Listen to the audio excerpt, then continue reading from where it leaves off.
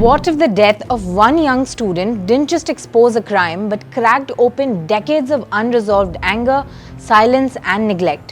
What if what we're seeing right now in India's northeast is not just outrage but the early signs of another political movement in the making? On December 9, 2025 in Dehradun, 24-year-old Anjel Chakma, a student from Tripura, was allegedly attacked by a group of men after he objected to racial slurs. He was called Chinese, momo, and other racial insults that people from Northeast have heard for decades. Anjel was brutally assaulted and stabbed multiple times. He fought for life for over 2 weeks, and on December 26, he died in the hospital. This was not the first such incident, but something about this one broke through the region's patience. Across Tripura, Assam, Meghalaya, Manipur and the entire northeastern region, students, civil society groups and indigenous organizations have erupted in anger once again. The Tripura Chakma Students Association demanded central intervention, fast-track justice and accountability.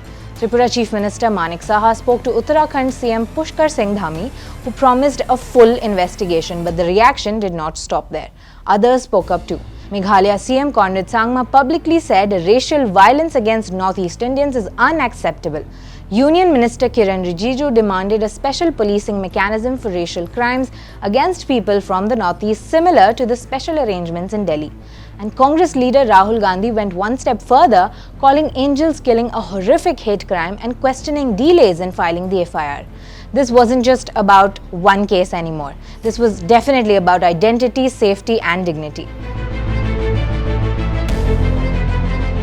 For people from Northeast, this fear isn't new. Students leaving home to study in Delhi, Mumbai, Kolkata, Dehradun, Bengaluru have long spoken about being mocked for their appearance, stereotyped as foreigners and even treated as outsiders in their own country.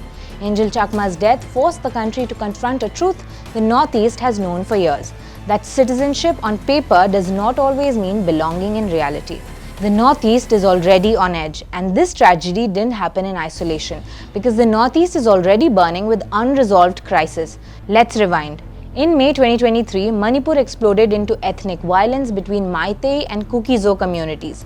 Hundreds died, tens of thousands were displaced, and entire villages were wiped out.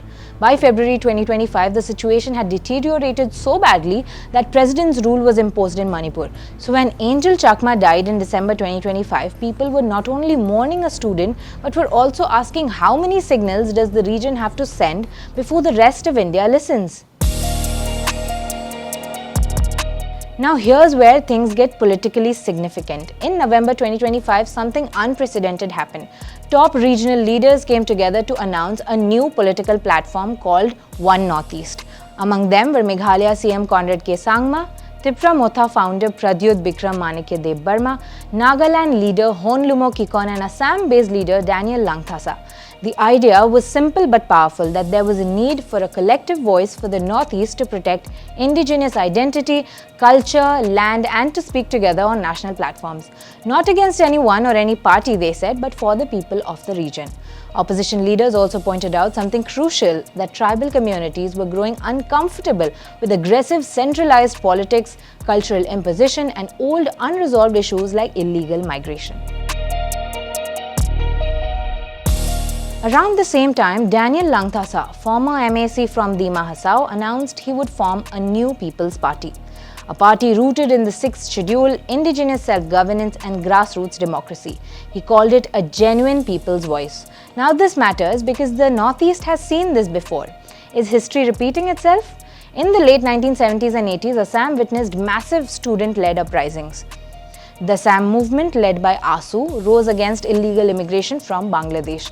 That movement created a political force, and out of it came the Assam Gana Parishad (AGP), which went on to form the government.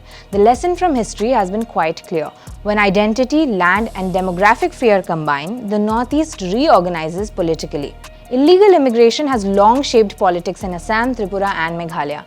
Indigenous communities have repeatedly argued that they have acted as India's first line of defense socially, culturally and demographically. Tipramotha chief Pradyot Manikya recently reignited the debate by saying that Northeast communities have historically acted as barriers against unchecked migration. Whether controversial or not, these remarks reflect a deeper sentiment that the Northeast feels used as a buffer but rarely respected as a stakeholder. So what does Anjel Chakma represent now? His death has become more than a crime. It has become a symbol of racial alienation, a reminder of unequal citizenship, and a trigger point for regional unity. Candlelight marches, student protests, political statements, they all point to one thing. The Northeast is speaking loudly. So here's the question we're left with. Is this another moment of outrage that will fade with time? Or are we watching the early chapters of a new political movement like the Assam movement once was? With rising regional platforms, new indigenous parties, and a generation that refused to stay silent, is the Northeast once again reorganizing itself politically and culturally? And if it is, are we ready to listen this time? Maybe the most uncomfortable truth we need to face is that we still haven't fully acknowledged that the people of Northeast are not guests in this country. People from the Northeast grow up knowing the culture of the rest of the country as their own. How much did the rest of the country really know about the Chakmas or the Kokborok language, or even the names of the several tribes nested in this part of the country and their culture? How many of us can name the capitals of these states in our own country correctly without confusing Aizawl for Imphal? How many of us know their cuisines beyond jokes? How many of us understand their histories not as footnotes but as lived realities? How many of them do we see in our cinema, in our boardrooms, in our newsrooms and national memory? How many faces from the Northeast do we recognize without needing a tragedy first? How many artists, thinkers, musicians, entrepreneurs from the region have we celebrated while they were alive? Why did Zubeen Garg become a national talking point for many Indians only after he was gone? How many of us paused then, even for a moment, to ask why we had never tried to listen before? A country cannot claim unity while allowing parts of itself to remain invisible. And until we truly see the Northeast not as the other, not as a borderland, not as a stereotype, but as equal participants in Indian story, names will keep being used as slurs and belonging will keep being conditional.